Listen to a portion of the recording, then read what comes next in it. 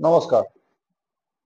এতিয়া আমাৰ দেশত বৰ্তমান যি হাইৱে আছে তাত টুল টেক্স ব্যৱস্থা চলি আছে আৰু চৰকাৰে ঘোষণা কৰিছে যে অহা কিছুদিনৰ ভিতৰত টুল গেটসমূহ দেশৰ পৰা নাইকিয়া কৰি দিয়া হ'ব।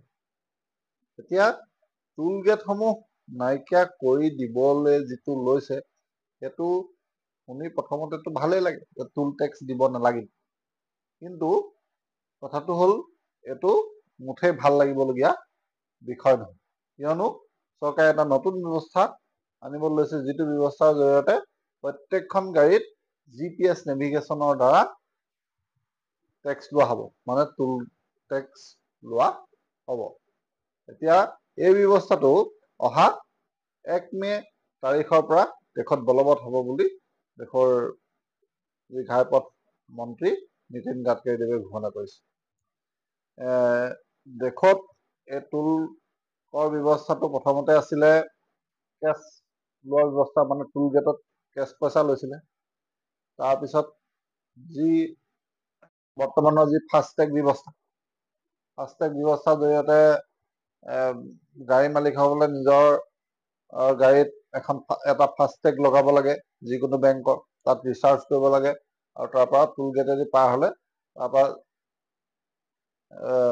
নিৰ্দিষ্ট ব্যৱস্থাৰ দ্বাৰা টুল কৰ লোৱা হয়।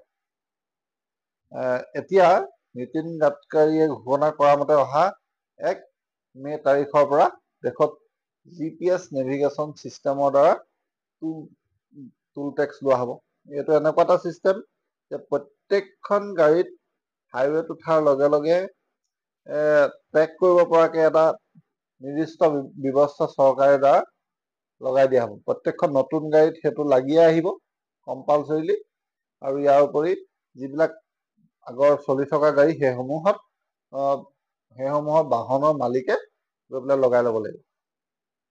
এতিয়া কথা হ'ল প্ৰত্যেকখন গাড়ী আমি পাহৰি গ'লে নহ'ব যে প্ৰত্যেকখন গাড়ী আমাৰ একেবাৰে সস্তীয়া এল্ট' গাড়ীখনৰ পৰা BMW, মাৰ্চিডিজ কিনা গাড়ীলৈকে প্ৰত্যেকখন গাড়ীয়ে নিৰ্দিষ্ট পৰিমাণৰ যি ৰুট টেক্স দি পেলাই সেই গাড়ীখন কিনিব পাৰে, মানে RTO টেক্সটো সেইটো দি লয়।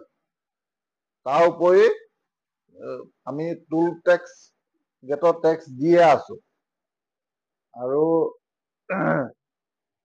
ডিজেল পেট্ৰলৰ ওপৰত 50% ওপৰত টেক্স, মানে যদিও এতিয়া খাৰুৱা তেলৰ দাম একেবাৰে নিম্ন পৰ্যায়ত আছে, যোৱা বহুত দিনৰ মানে বহুত বছৰৰ পৰা যি চলি আছে তাৰ একেবাৰে তলৰ পৰ্যায়ত থাকিলেও কিন্তু তেলৰ দাম কমা নামো নিচান নাই, চব সদায় টেক্স বাঢ়ি আছে আৰু সেইটো মেকআপ কৰি আছে।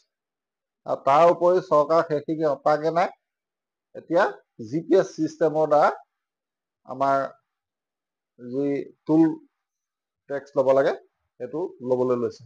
ইয়াৰ দ্বাৰা কি হ'ব,